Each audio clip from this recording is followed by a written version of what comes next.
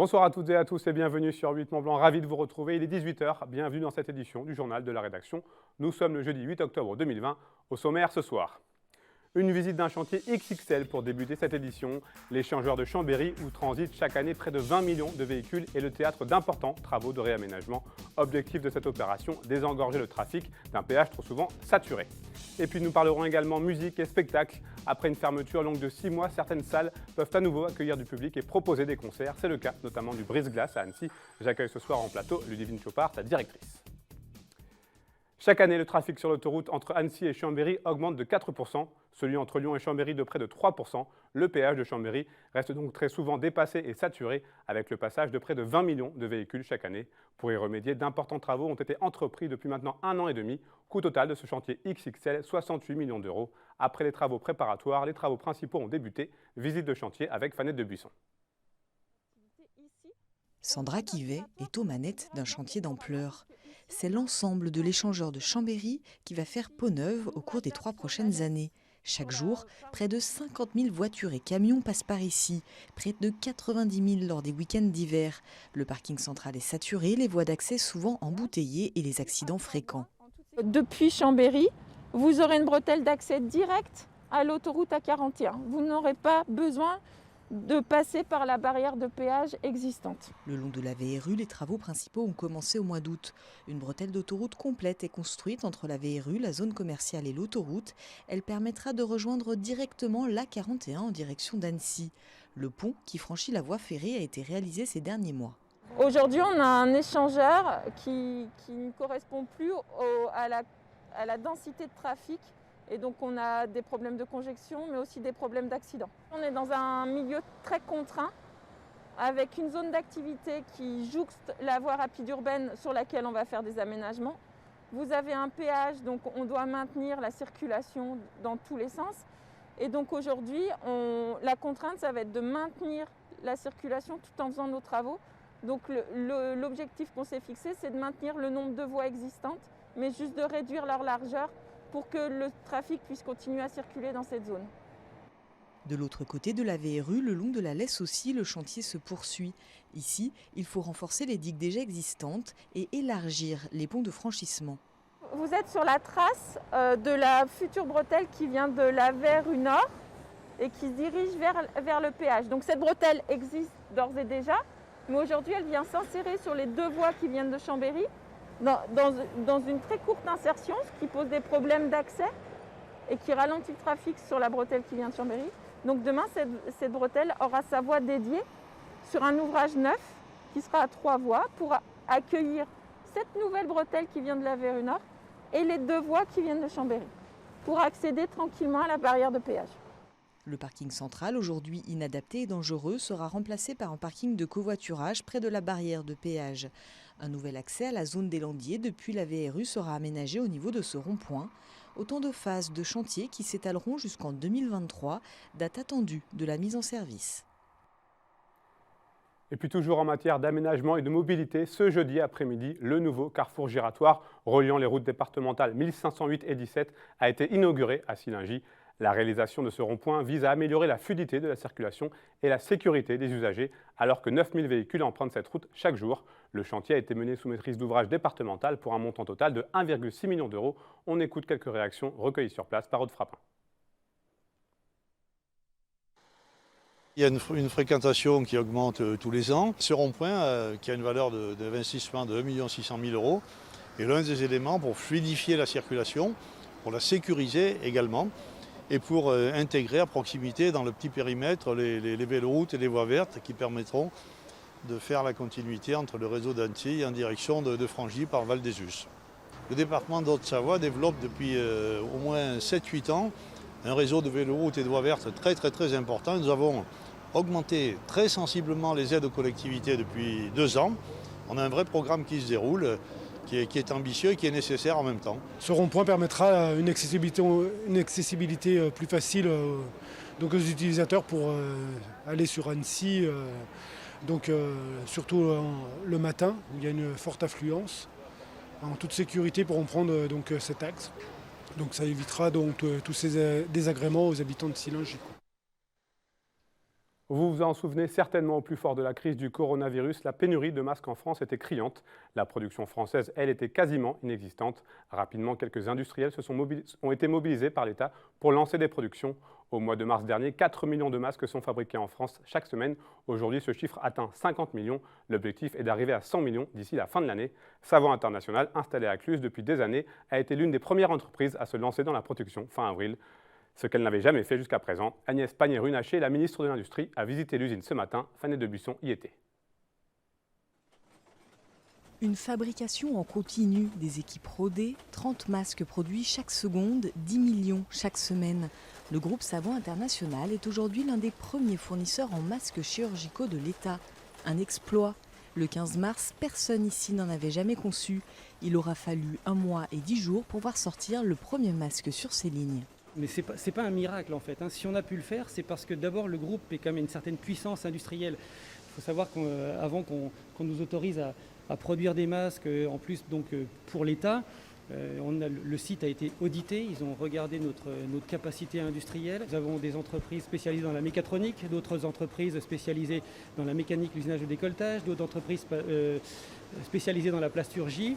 Et nous avons une diversité à la fois de savoir-faire technologique et de compétences en interne qui nous ont permis de nous mobiliser très rapidement, de mobiliser ces technologies très rapidement. 10 millions d'euros ont été investis en équipement et 200 embauches réalisées depuis à Cluses pour lancer cette production. Après les masques chirurgicaux, les masques FFP2, la ligne de production est prête, ne manque que l'homologation. D'autres produits suivront. Au début, c'était vraiment une réponse à la crise du Covid. Ensuite, forcément, à partir du moment où on produit dans une logique d'entreprise, il y a forcément une opportunité business, une opportunité de marché. Donc aujourd'hui, on a créé quand même 200 emplois. C'est clairement une activité qu'on veut rendre pérenne avec une vraie branche. On veut développer une gamme produit. On ne va pas juste produire des masques pendant 6 mois. On va produire des masques chirurgicaux, des masques chirurgicaux à lanière, des masques FFP2, des masques FFP2 avec des valves, des masques FFP3 aussi. Et on va développer une vraie gamme de pays. Donc l'objectif, c'est vraiment de créer une filière au sein du groupe, une branche qui a une activité pérenne autour du masque et autour de la protection en général. Les masques, mais aussi et surtout la matière première. Savon International est l'une des 10 entreprises sélectionnées par l'État pour retrouver l'indépendance industrielle qui aura tant manqué au mois de mars. La ministre n'est pas venue les mains vides.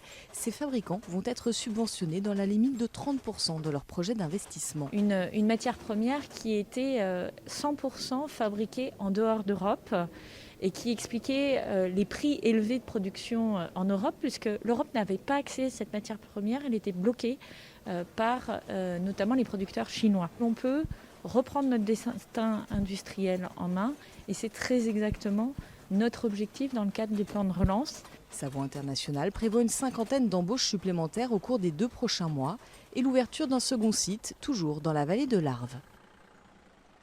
Une information pratique à vous donner. Vous avez jusqu'au 15 octobre prochain pour payer vos taxes foncières 2020. Si le montant à payer est supérieur à 300 €, vous devez payer en ligne ou opter pour le prélèvement. Et si vous avez un montant inférieur ou égal à 300 €, vous pouvez payer en ligne par prélèvement, mais également par chèque, TIP, espèce ou carte bancaire auprès d'un buraliste. Plus d'informations sur votre espace particulier sur www.impôts.gouv.fr. Il est temps pour moi d'accueillir mon invité du jour. Et ce soir, j'ai le plaisir de recevoir Ludivine Chopard, directrice du Brise-Glace. Bonsoir. Bonsoir Sébastien. Bon, j'imagine que même si tout n'est pas encore revenu à la normale comme avant, le moral va mieux, puisque le Brise-Glace peut de nouveau accueillir du public et proposer des concerts depuis environ un mois.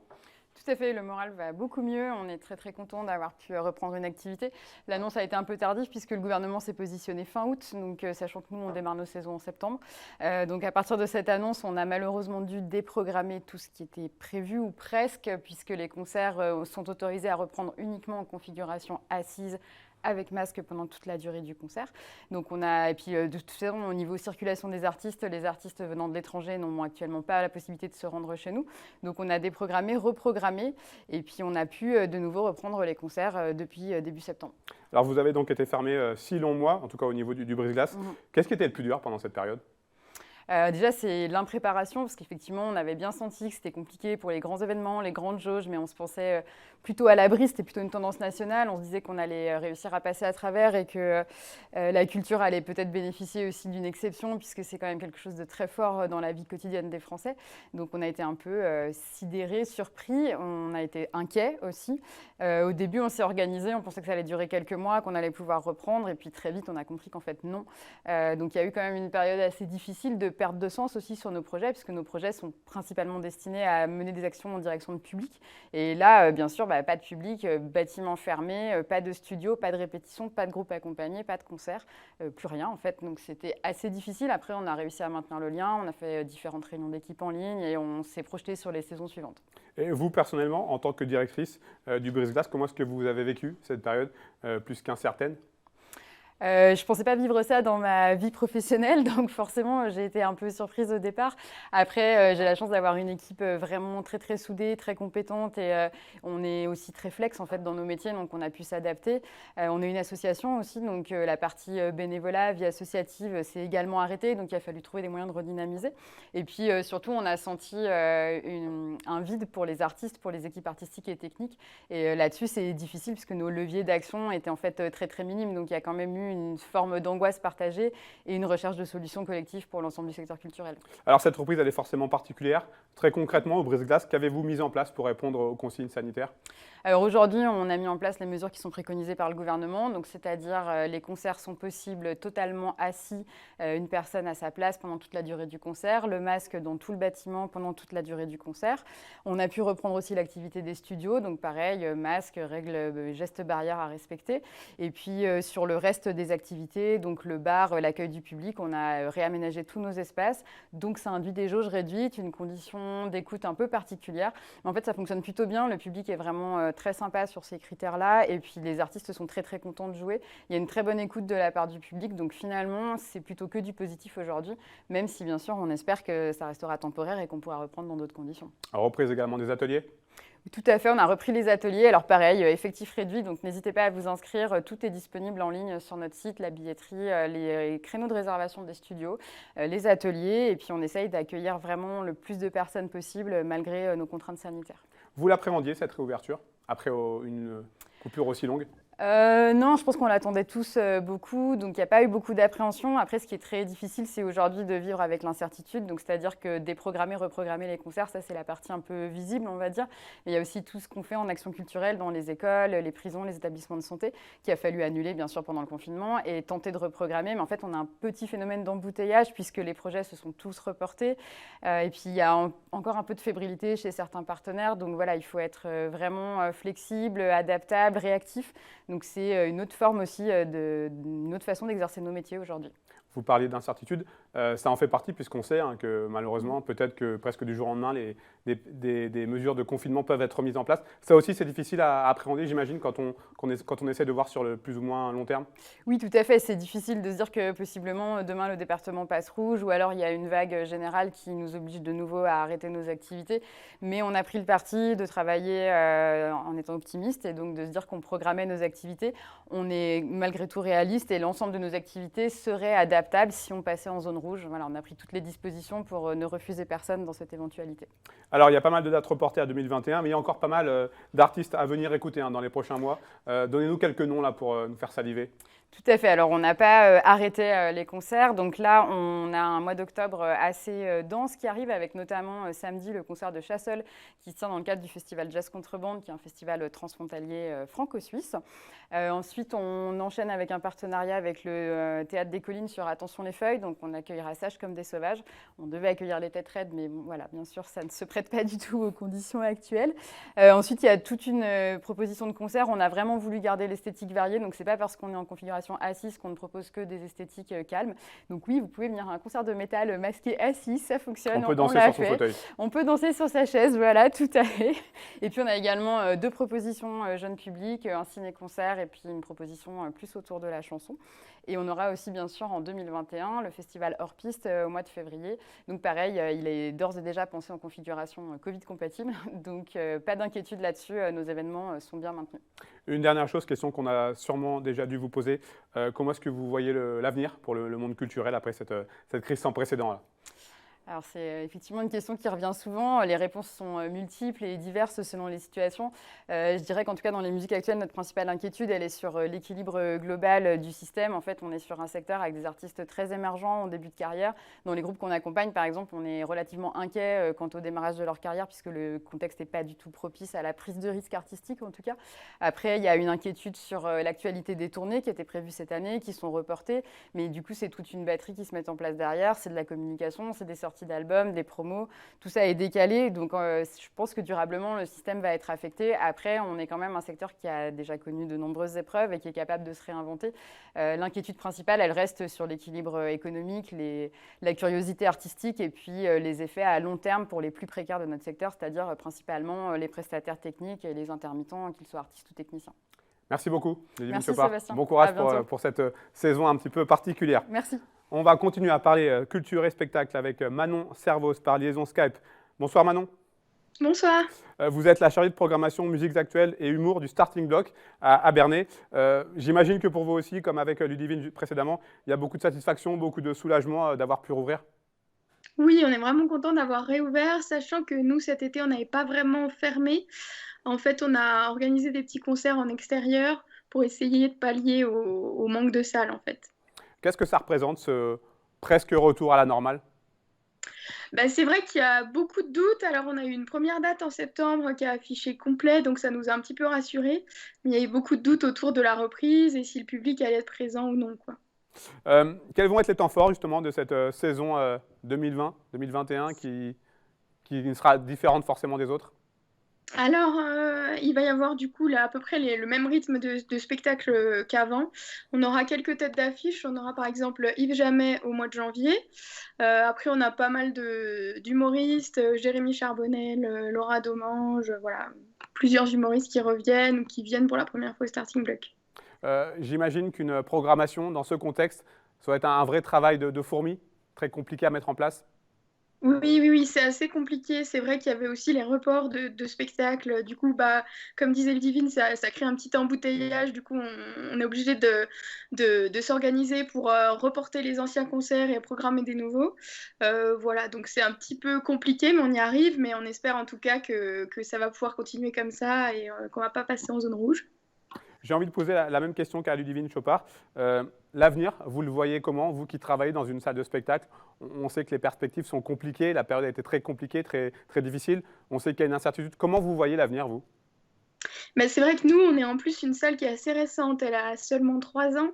Du coup, on était vraiment en pleine ascension au moment où il y a eu la crise sanitaire, donc ça nous a vraiment ralenti, mais on espère que le public sera là. Moi, j'ai l'impression que le public a envie de revenir dans les salles de spectacle malgré toutes les contraintes. Donc j'espère que ça va continuer et puis que ça ira de mieux en mieux. Après, je pense que la culture a sa place dans tous les cas et qu'on pourra dans tous les cas essayer d'organiser des petites choses alternatives, même s'il y avait passage aux zones rouges ou autre. Merci beaucoup, Manon. Bon Merci. courage pour cette saison. Merci.